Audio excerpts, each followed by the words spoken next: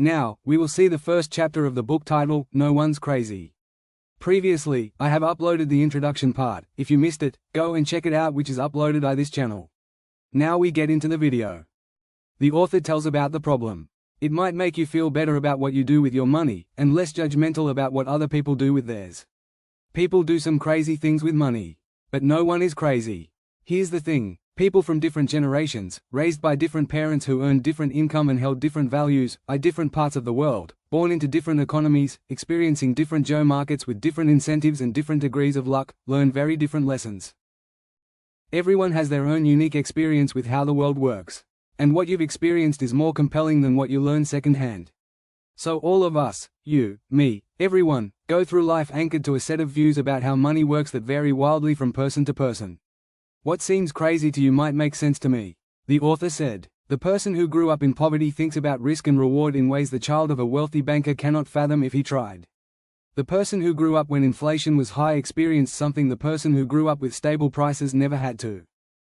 Here, the author is explained in detail. The stockbroker who lost everything during the Great Depression experienced something the tech worker basking in the glory of the late 1990s can't imagine. The Australian who hasn't seen a recession in 30 years has experienced something no American ever has. On and on. The list of experiences is endless. The author said, you know stuff about money that I don't, and vice versa. You go through life with different beliefs, goals, and forecasts than I do. That's not because one of us is smarter than the other, or has better information. It's because we've had different lives shaped by different and equally persuasive experiences. Your personal experiences with money make up maybe 0.000000001% of what's happened in the world, but maybe 80% of how you think the world works. So equally smart people can disagree about how and why recessions happen, how you should invest your money, what you should prioritize, how much risk you should take, and so on.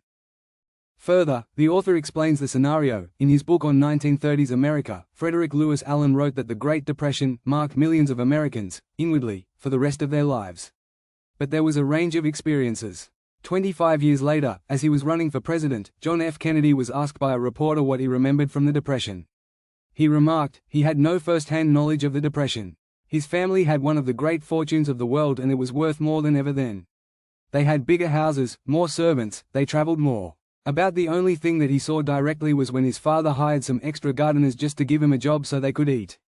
He really did not learn about the Depression until he read about it at Harvard. This was a major point in the 1960 election. How, people thought, could someone with no understanding of the biggest economic story of the last generation be put in charge of the economy? It was, in many ways, overcome only by JFK's experience in World War II. That was the other most widespread emotional experience of the previous generation, and something his primary opponent, Hubert Humphrey, didn't have. The challenge for us is that no amount of studying or open-mindedness can genuinely recreate the power of fear and uncertainty. I can read about what it was like to lose everything during the Great Depression. But I don't have the emotional scars of those who actually experienced it. And the person who lived through it can't fathom why someone like me could come across as complacent about things like owning stocks. We see the world through a different lens, the author said. Spreadsheets can model the historic frequency of big stock market declines. But they can't model the feeling of coming home, looking at your kids, and wondering if you've made a mistake that will impact their lives. Studying history makes you feel like you understand something. But until you've lived through it and personally felt its consequences, you may not understand it enough to change your behavior. We all think we know how the world works. But we've all only experienced a tiny sliver of it. As investor Michael Batnick says, some lessons have to be experienced before they can be understood. We are all victims, in different ways, to that truth. Further, the author explained in detail. In 2006, economists Ulrich Malmondia and Stefan Nagel from the National Bureau of Economic Research dug through 50 years of the Survey of Consumer Finances, a detailed look at what Americans do with their money. In theory, people should make investment decisions based on their goals and the characteristics of the investment options available to them at the time. But that's not what people do. The economists found that people's lifetime investment decisions are heavily anchored to the experiences those investors had in their own generation, especially experiences early in their adult life. If you grew up when inflation was high, you invested less of your money in bonds later in life compared to those who grew up when inflation was low. If you happened to grow up when the stock market was strong, you invested more of your money in stocks later in life compared to those who grew up when stocks were weak. The economists wrote, our findings suggest that individual investors' willingness to bear risk depends on personal history. Not intelligence, or education, or sophistication. Just the dumb luck of when and where you were born. The Financial Times interviewed Bill Gross, the famed bond manager, in 2019. Gross admits that he would probably not be where he is today if he had been born a decade earlier or later, the piece said. Gross's career coincided almost perfectly with a generational collapse in interest rates that gave bond prices a tailwind. That kind of thing doesn't just affect the opportunities you come across, it affects what you think about those opportunities when they're presented to you. To Gross, bonds were wealth-generating machines. To his father's generation, who grew up with and endured higher inflation, they might be seen as wealth incinerators. The differences in how people have experienced money are not small, even among those you might think are pretty similar. Author studied the report about stocks. If you were born in 1970, the S&P 500 increased almost tenfold, adjusted for inflation, during your teens and 20s. That's an amazing return. If you were born in 1950, the market went literally nowhere in your teens and 20s adjusted for inflation. Two groups of people, separated by chance of their birth year, go through life with a completely different view on how the stock market works or inflation. If you were born in 1960s America, inflation during your teens and 20s, your young, impressionable years when you're developing a base of knowledge about how the economy works, sent prices up more than threefold. That's a lot. You remember gas lines and getting paychecks that stretched noticeably less far than the ones before them. But if you were born in 1990, inflation has been so low for your whole life that it's probably never crossed your mind. America's nationwide unemployment in November 2009 was around 10%. But the unemployment rate for African American males aged 16 to 19 without a high school diploma was 49%. For Caucasian females over age 45 with a college degree, it was 4%. Local stock markets in Germany and Japan were wiped out during World War II. Entire regions were bombed out. At the end of the war, German farms only produced enough food to provide the country's citizens with 1,000 calories a day. Compare that to the US, where the stock market more than doubled from 1941 through the end of 1945, and the economy was the strongest it had been in almost 2 decades. No one should expect members of these groups to go through the rest of their lives thinking the same thing about inflation, or the stock market, or unemployment, or money in general. No one should expect them to respond to financial information the same way. No one should assume they are influenced by the same incentives. No one should expect them to trust the same sources of advice. No one should expect them to agree on what matters, what's worth it, what's likely to happen next, and what the best path forward is. Their view of money was formed in different worlds. And when that's the case, a view about money that one group of people thinks is outrageous can make perfect sense to another, the author said. A few years ago, the New York Times did a story on the working conditions of Foxconn, the massive Taiwanese electronics manufacturer. The conditions are often atrocious. Readers were rightly upset. But a fascinating response to the story came from the nephew of a Chinese worker, who wrote in the comment section, his aunt worked several years in what Americans call sweatshops. It was hard work, long hours, small wage, poor working conditions. Do you know what his aunt did before she worked in one of these factories? She was a prostitute. The idea of working in a sweatshop, compared to that old lifestyle, is an improvement, in his opinion. He knew that his aunt would rather be exploited by an evil capitalist boss for a couple of dollars than have her body be exploited by several men for pennies. That is why he was upset by many Americans thinking, we do not have the same opportunities as the West. Our governmental infrastructure is different. The country is different. Yes, factory is hard labor. Could it be better? Yes, but only when you compare such to American jobs. I don't know what to make of this. Part of me wants to argue, fiercely. Part of me wants to understand. But mostly it's an example of how different experiences can lead to vastly different views within topics that one side intuitively thinks should be black and white. Every decision people make with money is justified by taking the information they have at the moment and plugging it into their unique mental model of how the world works. Those people can be misinformed. They can have incomplete information. They can be bad at math. They can be persuaded by rotten marketing. They can have no idea what they're doing. They can misjudge the consequences of their actions. Oh, can they ever? But every financial decision a person makes sense to them in that moment and checks the boxes they need to check. They tell themselves a story about what they're doing and why they're doing it, and that story has been shaped by their own unique experiences. The author said. Take a simple example, lottery tickets. Americans spend more on them than movies, video games, music, sporting events, and books combined.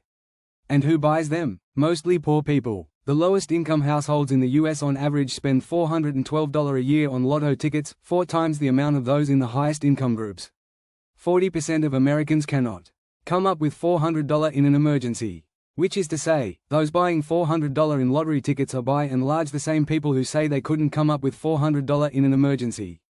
They are blowing their safety nets on something with a 1 in millions chance of hitting it big. That seems crazy to me. It probably seems crazy to you, too. But I'm not in the lowest income group. You're likely not, either. So it's hard for many of us to intuitively grasp the subconscious reasoning of low-income lottery ticket buyers. But strain a little, and you can imagine it going something like this. We live paycheck to paycheck and saving seems out of reach. Our prospects for much higher wages seem out of reach. We can't afford nice vacations, new cars, health insurance, or homes in safe neighborhoods. We can't put our kids through college without crippling debt. Much of the stuff you people who read finance books either have now, or have a good chance of getting, we don't. Buying a lottery ticket is the only time in our lives we can hold a tangible dream of getting the good stuff that you already have and take for granted. We are paying for a dream, and you may not understand that because you are already living a dream. That's why we buy more tickets than you do. You don't have to agree with this reasoning. Buying lotto tickets when you're broke is still a bad idea. But I can kind of understand why lotto ticket sales persist. And that idea, what you're doing seems crazy but I kind of understand why you're doing it, uncovers the root of many of our financial decisions. Few people make financial decisions purely with a spreadsheet. They make them at the dinner table, or in a company meeting. Places where personal history, your own unique view of the world, ego, pride, marketing, and odd incentives are scrambled together into a narrative that works for you. Another important point that helps explain why money decisions are so difficult, and why there is so much misbehavior, is to recognize how new this topic is. Money has been around a long time. King Alyattes of Lydia, now part of Turkey, is thought to have created the first official currency in 600 BC. But the modern foundation of money decisions, saving and investing, is based around concepts that are practically infants. Take retirement. At the end of 2018 there was $27 trillion in U.S. retirement accounts, making it the main driver of the common investor's saving and investing decisions. But the entire concept of being entitled to retirement is, at most, 2 generations old. Before World War II most Americans worked until they died. That was the expectation and the reality. The labor force participation rate of men aged 65 and over was above 50% until the 1940s. Social Security aimed to change this. But its initial benefits were nothing close to a proper pension. When Ida Mae Fuller cashed the first Social Security check in 1940, it was for $22.54, or $416 adjusted for inflation. It was not until the 1980s that the average Social Security check for retirees exceeded $1,000 a month adjusted for inflation. More than a quarter of Americans over age 65 were classified by the Census Bureau as living in poverty until the late 1960s. There is a widespread belief along the lines of, everyone used to have a private pension. But this is wildly exaggerated. The Employee Benefit Research Institute explains, only a quarter of those aged 65 or older had pension income in 1975. Among that lucky minority, only 15% of household income came from a pension. Further, the author explained in detail. The New York Times wrote in 1955 about the growing desire, but continued inability, to retire. To rephrase an old saying, everyone talks about retirement, but apparently very few do anything about it. It was not until the 1980s that the idea that everyone deserves, and should have, a dignified retirement took hold. And the way to get that dignified retirement ever since has been an expectation that everyone will save and invest their own money. Let me reiterate how new this idea is. The 401k, the backbone savings vehicle of American retirement, did not exist until 1978. The Roth IRA was not born until 1998. If it were a person it would be barely old enough to drink. It should surprise no one that many of us are bad at saving and investing for retirement. We're not crazy. We're all just newbies. Same goes for college. The share of Americans over age 25 with a bachelor's degree has gone from less than 1 in 20 in 1940 to 1 in 4 by 2015. To the power of 7, the average college tuition over that time rose more than fourfold adjusted for inflation. Something so big and so important hitting society so fast explains why, for example, so many people have made poor decisions with student loans over the last 20 years. There is not decades of accumulated experience to even attempt to learn from. We're winging it. Same for index funds, which are less than 50 years old. And hedge funds, which didn't take off until the last 25 years. Even widespread use of consumer debt, mortgages, credit cards, and car loans did not take off until after World War II, when the GI Bill made it easier for millions of Americans to borrow. Dogs were domesticated 10,000 years ago and still retain some behaviors of their wild ancestors. Yet here we are, with between 20 and 50 years of experience in the modern financial system, hoping to be perfectly acclimated. For a topic that is so influenced by emotion versus fact, this is a problem. And it helps explain why we don't always do what we're supposed to with money. We all do crazy stuff with money, because we're all relatively new to this game, and what looks crazy to you might make sense to me. But no one is crazy. We all make decisions based on our own unique experiences that seem to make sense to us in a given moment. Now let me tell you a story about how Bill Gates got rich. Thanks for watching. If you like the video, please do like, share and subscribe to the channel.